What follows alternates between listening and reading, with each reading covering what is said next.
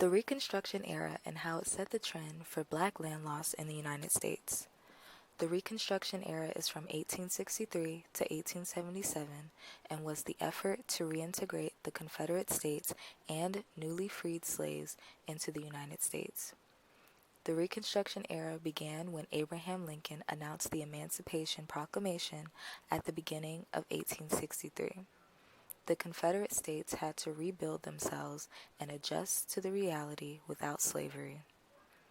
Although the Emancipation Proclamation was issued in 1863, it wasn't nationally recognized until 1865. 2 years prior, in 1861, the Union Navy occupied the Sea Islands off the coast of South Carolina. Plantation owners and white residents fled, leaving behind 10,000 enslaved Africans.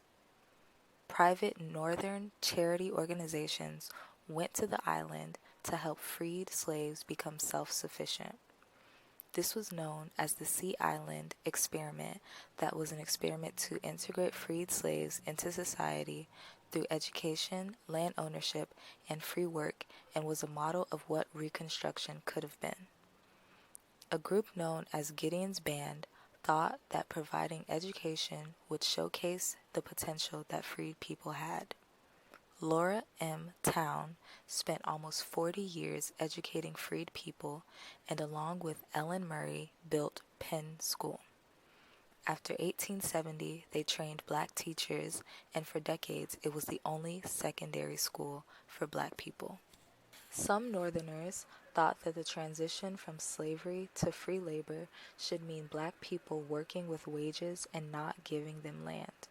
The federal government eventually put the plots that black people were on up for sale, and most of it was purchased by Northern investors. By 1865, the Sea Island or Port Royal experiment was a success, but it still left the issue on whether black freedom should come with land ownership. The Morrill and Homestead Acts of 1861 and 1862 were intended to give land grants to white Americans for farmlands and colleges. Slavery was abolished in 1865, and so newly freed black people could not benefit from these acts.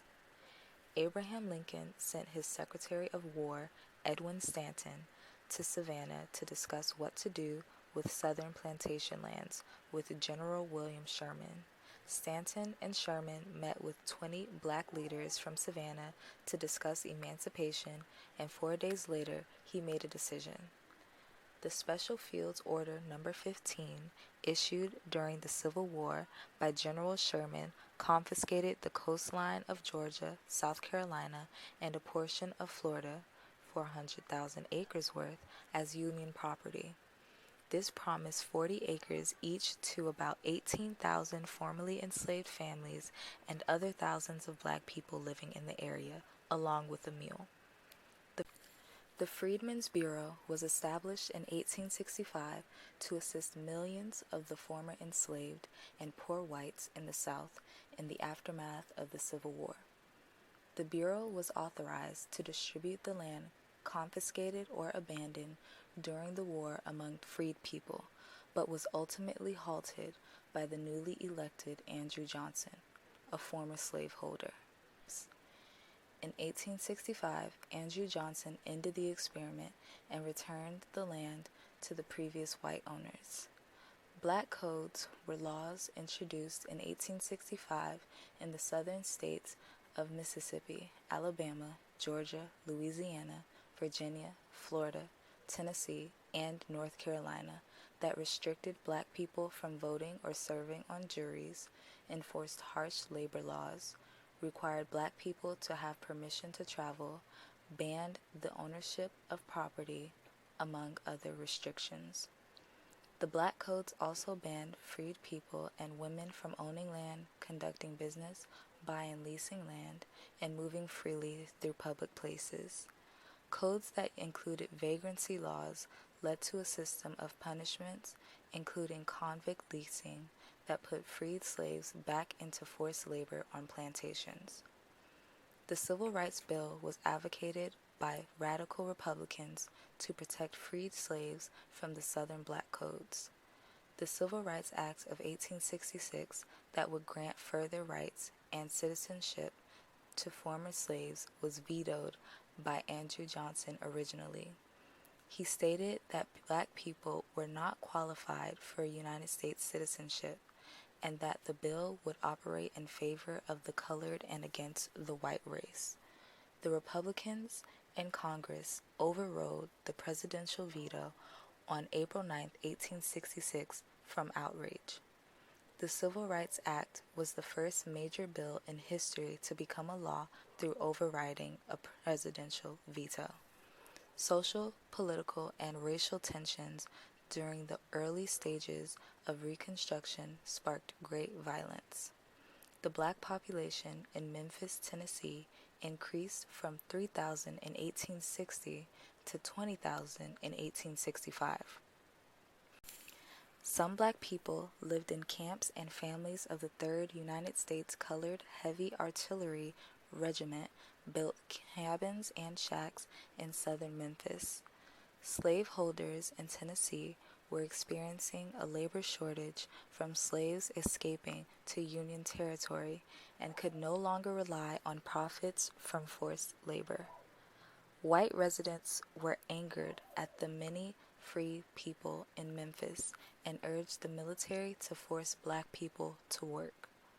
The military forced black people classified as vagrants into custody and forced them to work on plantations. Black soldiers resisted the efforts to put black people back on the plantations. Tensions rose when the U.S. Army used black soldiers to patrol Memphis, and there was a power struggle as to who was in charge between the soldiers and the police, who were 90% Irish immigrants. Police brutality increased, and General John E. Smith banned black people to participate in entertainment, balls, and parties. With this new order, the police often brutally intervened in black gatherings. On May 1, 1866, a large group of black soldiers, women, and children gathered in a public space, creating a street party. 4 policemen were ordered by the city recorder to break up the party, even though they were outside of their jurisdiction, but the black soldiers refused to leave. The officers left and called for reinforcements. The soldiers ran after them, and gunfire broke out. One officer accidentally shot himself in the leg, but the soldiers were wrongfully accused for the wound. This led other officers and white residents to riot. An officer was killed in the conflict, and when this was reported, a mob of police and residents gathered to attack the black soldiers. Several soldiers were wounded and killed that evening.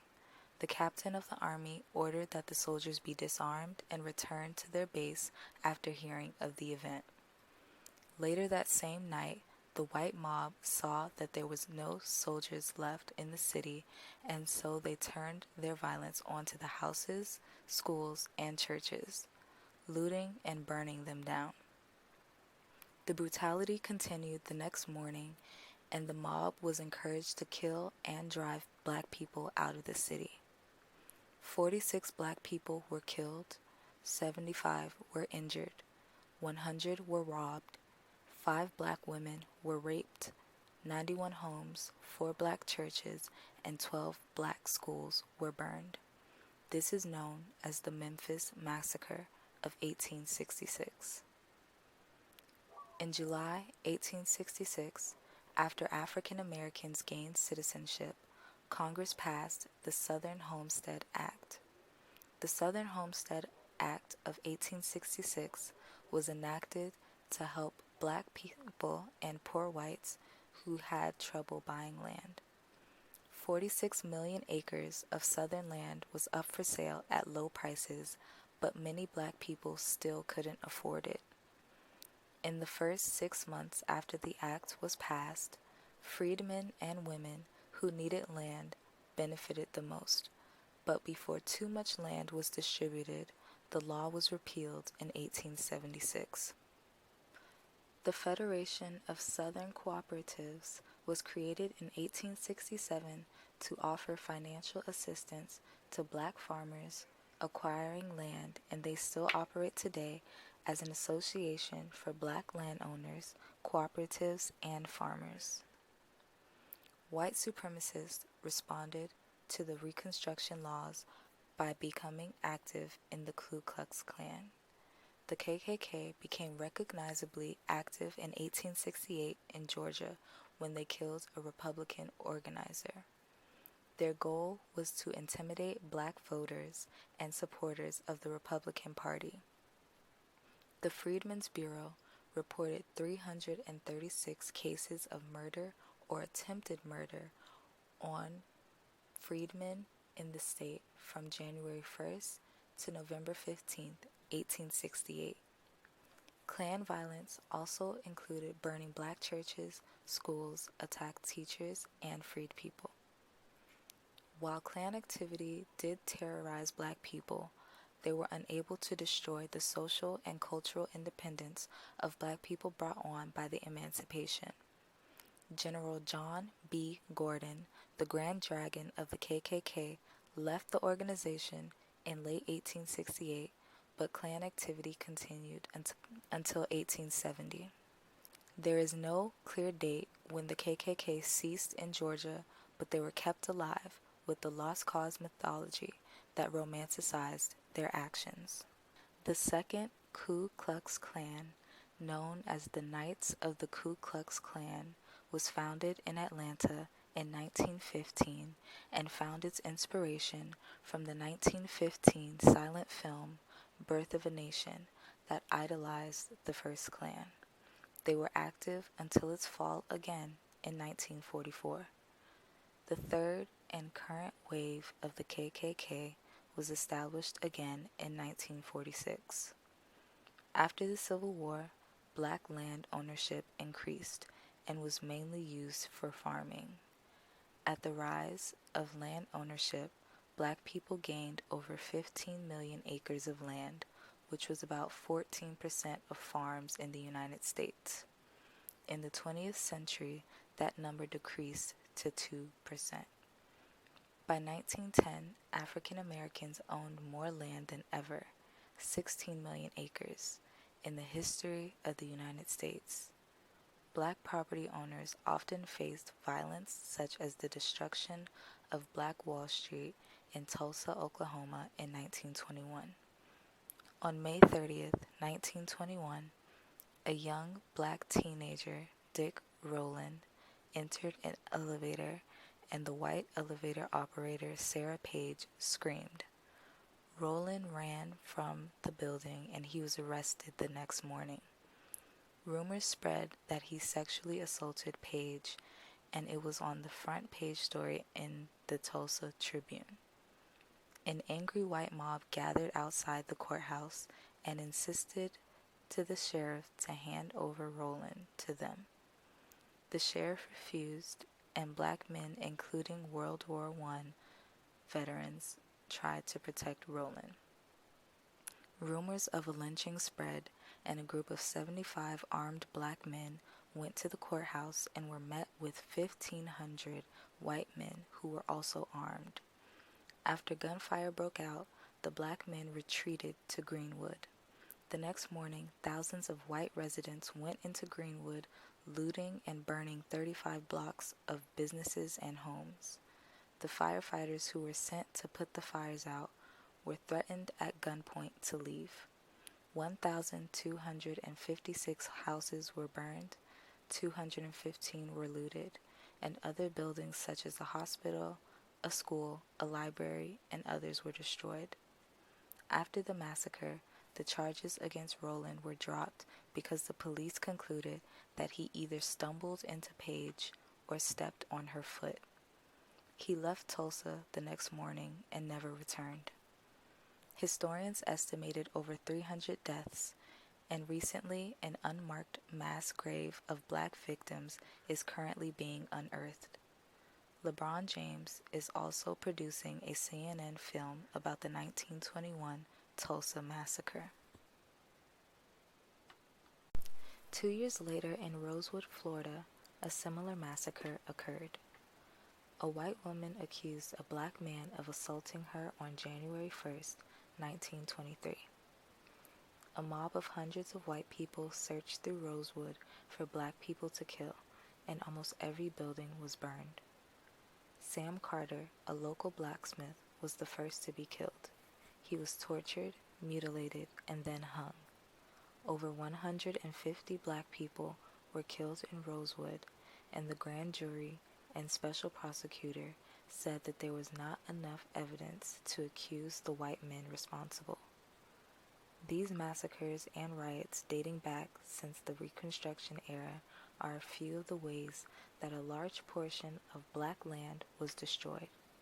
But today it has become more sophisticated, using methods such as eminent domain, gentrification, urban planning and development, and redlining. In 2002, the USDA reported that black people owned less than 2% of rural land. Most African American farmers rent the land rather than own it, which in turn makes it less likely for them to afford land in the future.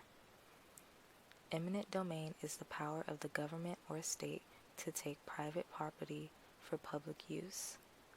This power has often been abused, and many African Americans have suffered from it. In the early 20th century, there were strategies to improve American cities, but in the 21st century, it became more racially dominated. Miami is a hotspot for urban redevelopment, which ultimately displaces minority groups. Miami was built by minorities, but gentrification is pushing them out. It costs $77,000 to live comfortably here, but the average income is $46,000. Liberty City, a black community, has an average income that is $44,000 less than what it is to live securely. Liberty City has one of the highest crime rates in Florida. Investors and city officials believe that the only way to reduce the crime rate is to move in wealthy residents, leaving the current residents without a home. Many black residents are pushed out of their communities through foreclosures or selling to companies that resell it to white people. Historically black Little Haiti and Liberty City were set in place by redlining. Redlining labels black neighborhoods as undesirable for white buyers. White communities are protected by adding restrictive clauses that prevent black families from buying property. This has brought a rise in African Americans renting rather than buying homes, and now these homes are susceptible to high crime rates. What is happening to Liberty City and Little Haiti happened in the city of Overtown, Miami in the 1960s. Overtown was designated as a colored neighborhood in 1896. By the 1940s, it was known as the Harlem of the South, with hundreds of black-owned businesses, libraries, and popular nightclubs. Black entertainers such as Nat King Cole, Ella Fitzgerald, Josephine Baker, and Billie Holiday frequented Overtown. In the late 1950s, the town experienced an economic decline from urban renewal and the construction of I-95. The population decreased from 50,000 to 10,000 in the 1960s. Businesses shut down and poverty increased. Overtown was revived in the 1990s and 2000s, now labeled as a historic town. Even though Overtown has become a tourist spot to learn about history, it will never be the same. Black land loss in the United States got its start during the Reconstruction era. Black communities became a target for violence because of jealousy, racism, and the disregard for black lives. At one point, black land ownership reached its peak, but once again it slipped through black hands. In recent years, African Americans are struggling to protect what little land we have left, and we must look at the past to see that even though the methods have changed, the intent is the same.